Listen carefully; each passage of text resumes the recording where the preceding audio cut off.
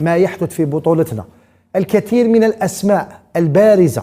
أقول البارزة وأضع سطرين على البارزة، في الكثير من النوادي تتعاطى المهلوسات، تتعاطى المنشطات،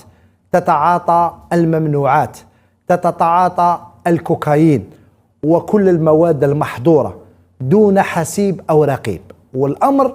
تجاوز إلى حد أن بعض رؤساء النوادي وبعض المناجرة، كنت نتكلم عن المناجرة يعني المسؤولين على مستوى النوادي، على علم بهذا الأمر، بل يريدون تغطية هذا الأمر على بعض العناصر، بدليل أنه لما يكون فيه منافسة إفريقية ولا تكون فيه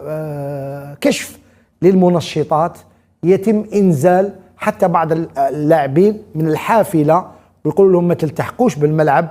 متحججين بالإصابة كأنهم عندهم